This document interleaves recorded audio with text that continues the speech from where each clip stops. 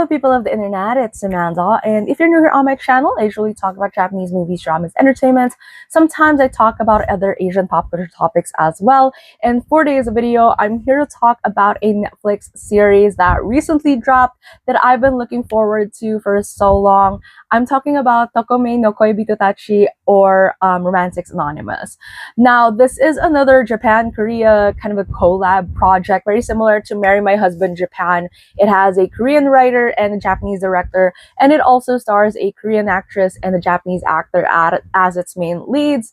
So we have Hyo-Joo, who I watched in Dongi back when I was really, really young. There's also Always, which is one of my favorite kind of like Korean movies that's also adapted as a Japanese movie, I think just a couple of years back.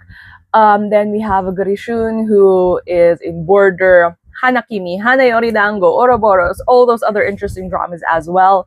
And part of the supporting, kind of like main supporting cast is Nakamura Yuri, who I absolutely love in Kurosagi, Watado, Miman Kisatsu, all those different projects. And I just absolutely love her, and I just really find her really, really beautiful. So I don't know, I was really psyched that she's in this project. And we also have Akanishi Jin, formerly of Katun. And I think Jin's last project was Yukon Club, where I was checking his filmography, and at least that's what it says there, which I've seen that drama as well. Very, very funny.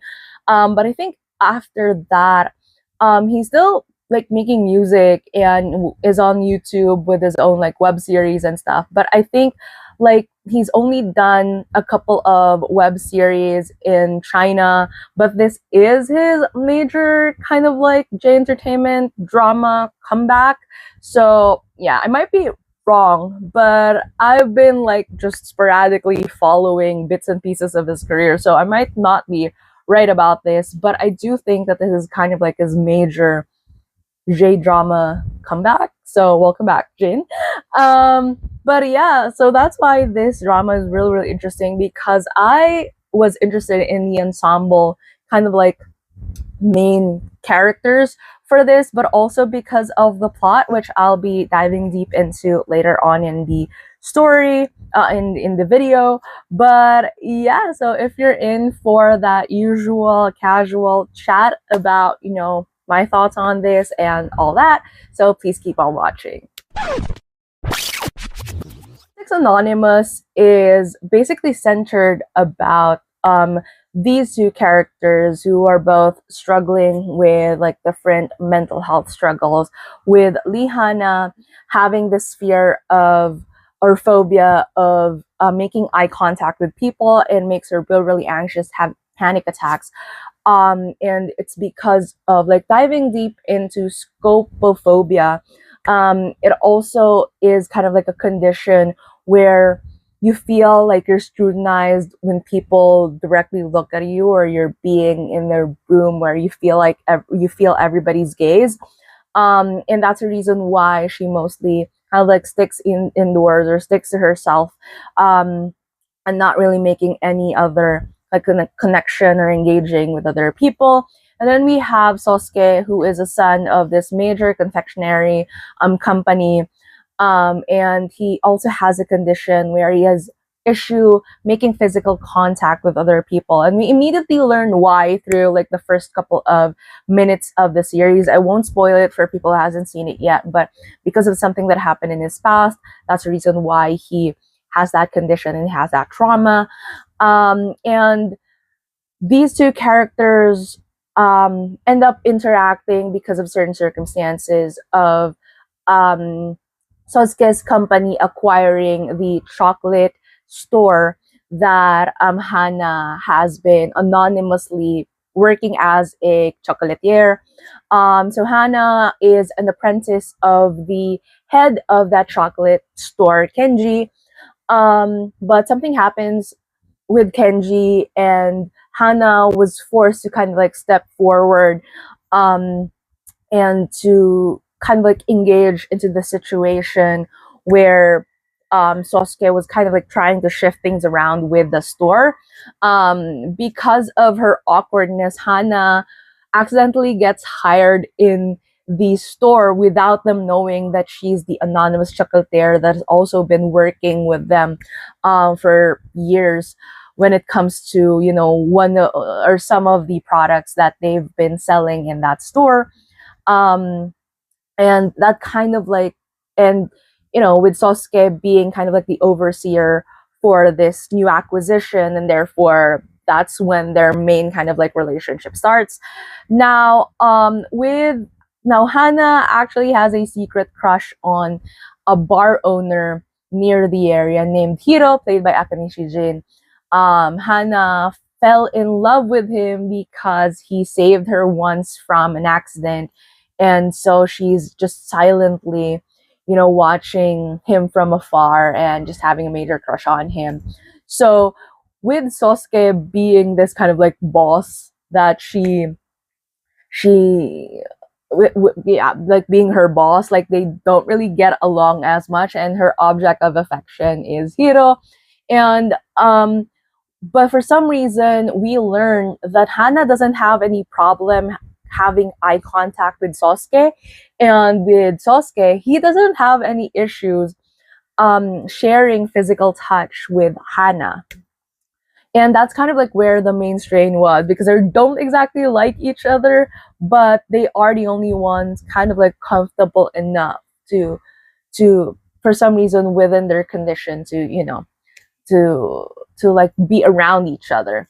Now what's interesting about this is, again, one of my fears diving deep into a story like this is usually when it comes to like one fault is that these stories tend to romanticize, you know, mental health and mental health struggles, but especially with a rom-com overarching theme, um and how it glosses over how love can, and well, realistically there are cases where love helps in terms of how we cope with these types of things, right? But it doesn't become a miraculous cure for these situations. And that was kind of like my fear about this series, is if, like, obviously with how they marketed it, it's so obvious that Sosuke and Hana are kind of like the lead couple and eventually they would fall in love.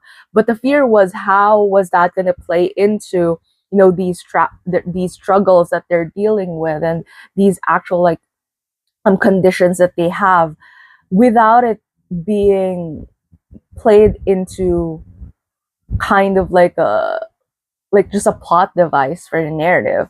And they did touch upon it, you know, being a miracle in a sense that they can engage with one another in ways that are very different from other people. But throughout the story, the way that it progressed with them being kind of like in like off with each other to becoming friends with each other and then eventually falling in love, it kind of like the flow of it was nice in a sense that we see these two people still dealing with their conditions, still dealing with their struggles, and choosing to seek help or you know, want to change. And obviously it's not an instant change for them, but they're able to kind of like overcome these things little by little because of wanting to try their best for the person that they care about and that they love. And they have this quote unquote, yes, miracle connection, but they didn't gloss over the fact that these people are still struggling to deal with these conditions in their own way. And they just found someone who are willing to kind of like navigate this with them, you know. And I think I really like that aspect of this story, because it shows that, you know, again, their conditions are not just plot devices to make this story interesting, but rather like these are struggles that they still have to navigate through. It's just that they were able to find someone that they don't necessarily have to be kind of like miserable or miraculously cured for them to find happiness and love. And that goes with the other characters as well, with Hiro and with Irene. It was interesting because Irene is a psychotherapist. She's a friend of Sosuke who forces him to go into group counseling and therapy.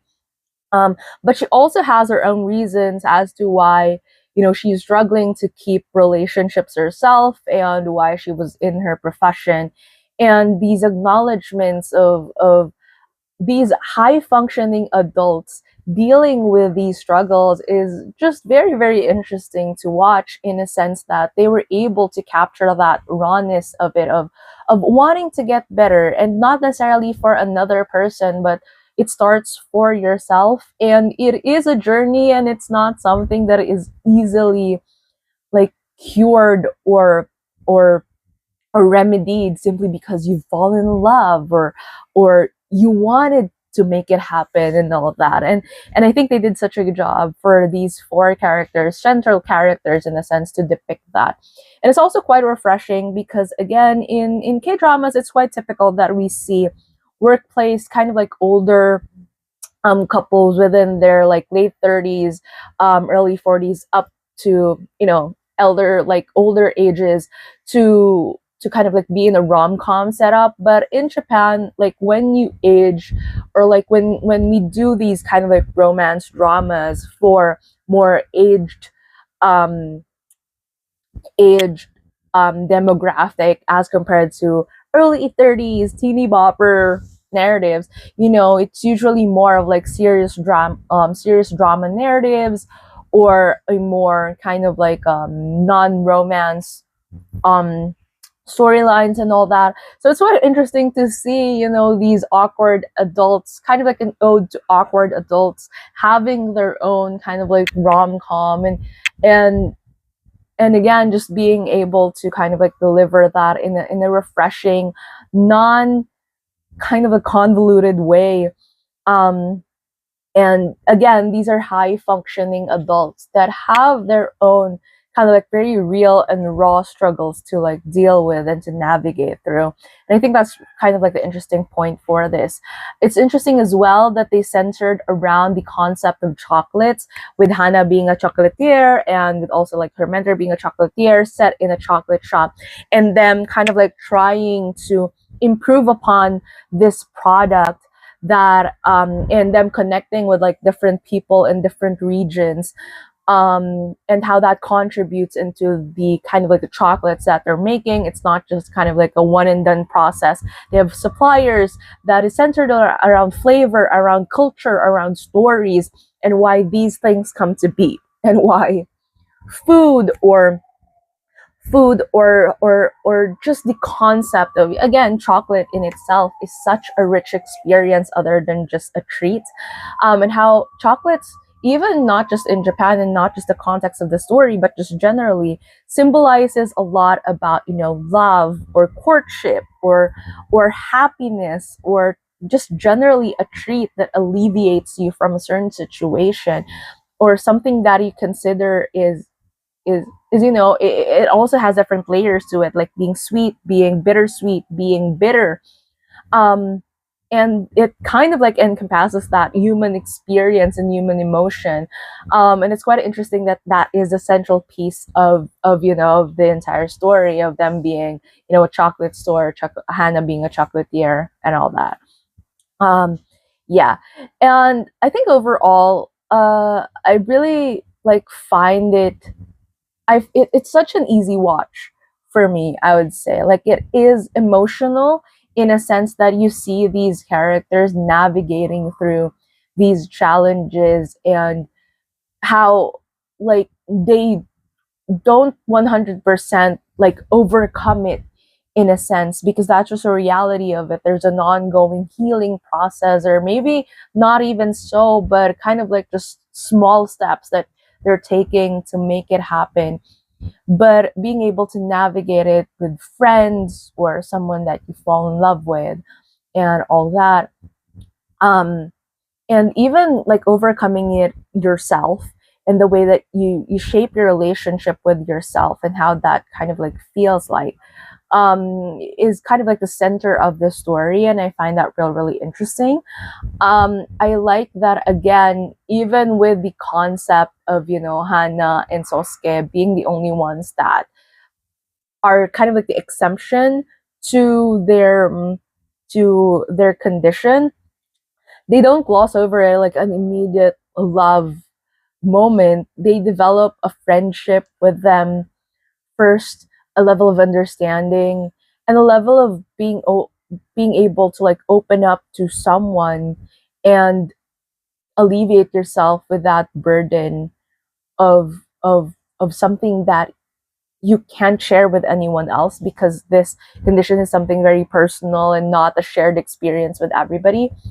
I also how um how like the overall concept of seeking help has been a part of the narrative too. And sometimes as adults, we are more kind of like elusive of it, or we're more kind of like, especially in Asian culture, in the sense that, like mental health, usually there's a lot of like connotations surrounding it that prevents people from wanting to seek help, or to even seek help in the first place. And also because there's a lot of like stigma surrounding it. We don't want to be labeled as a certain something, and therefore we don't, like, a lot of the culture surrounding it doesn't believe in therapy or in seeking help, because again, culturally in Asia, there's a lot of like thought that mental health is kind of like just this like not an actual condition. um and I like that this kind of like tries to reshape that narrative, especially for the current generation, where there's nothing wrong with it, and that it is something that happens. And yeah, like, and again, it doesn't matter, like, especially for adults, like, just because you're high functioning doesn't mean you don't need help, or you don't need that level of like, you don't have to just live with it, in a sense. And yeah, and I absolutely kind of like love that they tried to inject that without like watering down on any of kind of like the other lighthearted aspects of the story. Like, they were able to deliver it in such a way that, you know that that feels authentic, in a sense. And yeah, and as a side note, which is unrelated to anything else that I'm saying about this, Hyo-Joo's acting, for some reason, reminds me of Hashimoto Kana as well. Like, I know, maybe it's the eyes or the way that, their expression. They have this very doll-like expression, like both of them. But I know, I tweeted about that, and I've felt that all throughout the series. I'm not sure if I'm the only one, but yeah.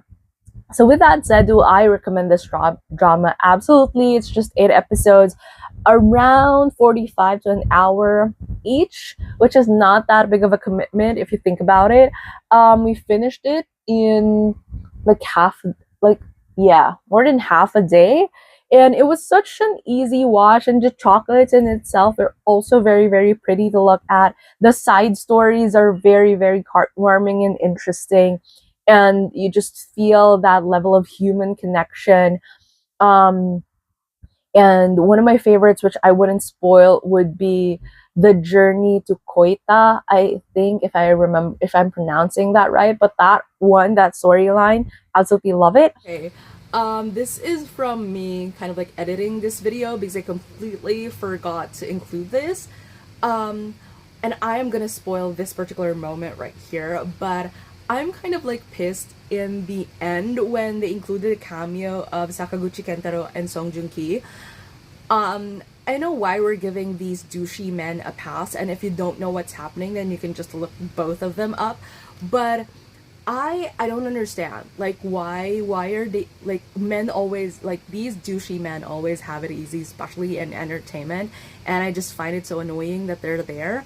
Maybe Netflix is trying to do something, because apparently there are kind of like references to Glass Heart in this particular series as well, so they're maybe connecting their series or shows that they've been producing, whatever. But I just found that those cameos were really annoying. And yeah, and thankfully it's just the end of the series and they're not regulars in that story, but it still kind of like pissed me off, because again, douchey men always have it easy. But yeah, anyways, there's that. But yeah, tell me down in the comments below what are your thoughts on this series, or if you're planning to watch it or whatever. If you like it, please give, if they like this video, please give it a thumbs up. And if you're new to my channel and you want to hear more from me, please just hit subscribe. Thank you so much for watching this video, and I hope to see you again soon in a new one. Bye!